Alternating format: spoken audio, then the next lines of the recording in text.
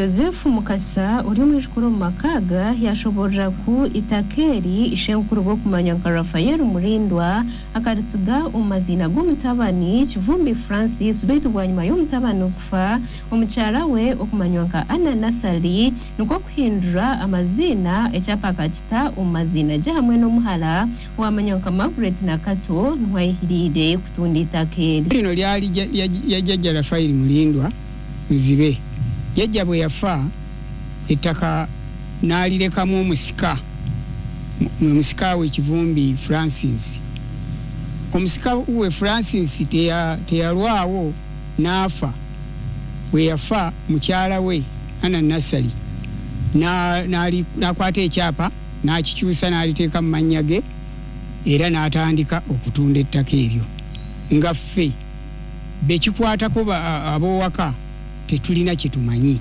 Senkungutoni na umwishukuru omakaga yashobora ku ntwakurire hamwe n'abatahi bebona nugo makaga baguba kumanya ngo nico busaso bwa hati kushanga bariyo nubabingu wafera we tumanye nti wewaka naye jajja febo yafa na omukyala we ne yekubana bawalabe ne bakwata ekyapa ne bakikyusa ne bakiza manya gaabwe ne batunda ne babaka abantu be baguza kati abantu be baguza batugamba nti ate ffe tuve waffe kuba bo baagulawo era bwe twogera kati ennyumba ya jjajja ffe yakoonebwa endala zijiddwamu enzigi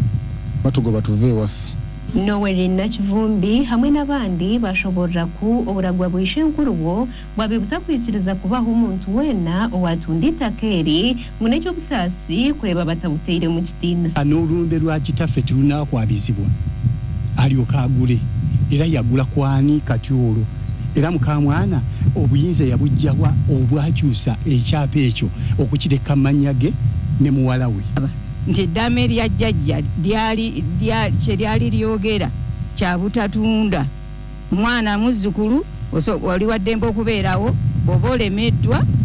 ovaawo n'ogenda naye nga tewali kutunda. Chairman wa division ya Nyendo omwami Michael Murindwa yashobora ku omuru Buganda omwanya gwa abantu bazikamu abantu mukika oguba kweta ebijja tugushemerera ku bantu gutundwa yashaba abebembezi obutashitama bakagumana bareba omwanya ogu guriyo n'ugutwaro alikirivunti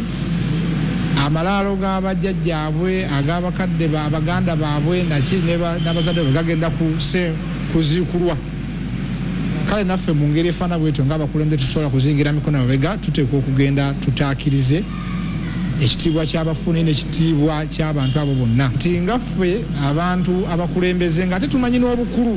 bw'ekibanja n'ebijja kyeki mu Buganda wano tetuyinza kuzingira mikono mabega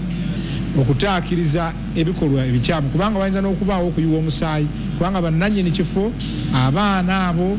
bonna bayina obulumi n'obwagazi bw'okutaakiriza ekintu ky'abajjajjaabwe. Peter Senkenzi orukugambwaho yahika omurukiiko bitu teyagambaho kureka yajuriza omunyamateeka. Senkenzi yagula ku Nasali Anna ne Nakato Margaret ate nga be bannannyini kintu ekyo bwaba balina ebyafaayo byabwe mabega balina kugenda mu kkooti ffe tuli beetegefu okugenda mu maaso n'emisango gyonna eginajja mu kkooti lwa client waffe. Omunyamateeka we owamanywanka Charles Nyombi yagambaho neitwe kandi yashobora ku omuntu we yaguzire itaka ery'omu mateeka n'abwekyabeekeegi tubashemererwe ogumanibwa musiiga enzuru kula ku muntu eyali ku kyapa ate ku kyapa amazeeko emyaka 11 mukadde Nasali kakati bw'ogula ku muntu ali registered mu ttaka nga tewali muntu yenna yali amuvuganyizzaako kitegeeza oguze ku muntu omutuufu n'olwekyo abo bonna abagamba nti yagula mu butuufu badde mbogenda mu kkooti ffe tubalinze mu kkooti tunaawoza nabo ku buno client waffe. RDC wa Masaka Hudu Hussein yabugabuganaho embaju zombi kandi yajumirira ekikorwa ekiseekezi yakozire ekyokubamburaho amabaati atyo yayemereza emirimo yona kubasa kukorwa aha mwanya ogu paka enshonga zigonjoirwe. Dr. Senkezi Peter kye yakola tekiri mu mateeka kubanga yakikola ku lunaku olukulu nga tuli mu Eid ate n'akikola nga talina kiwandiiko kyonna kwasinziira nti oba court order to evict kyova olaba nze mpadde family amagezi nti bakole review we baba nga balina lawyer bakole review omusango gende mu maaso. Omulingo nigwo gumwe yayihanangiririza abekeegi kugira obuteeka enshonga bazikwategye ate niko kubashaba kugaruka omu kooti omurundi gwa kabiri enshonga eziterezibwa. Naye family njebaza era nga nziramu okugisaba ekuume eddembe baleme kuteekawo mbeera yonna. Ekirungi nti Senkezi kye yali akoze nakiyimiriza era nenkubira poliisi era nemukwata. At least ekyo tukiyimiriza era tetugenda kukkiriza kintu kyonna ekinaakolebwawo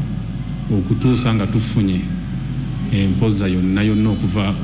okutuusa nga kooti erina judgment gyetuuseeko. Gashakwa Nuwa Kintu, Sky TV, Agenshonga.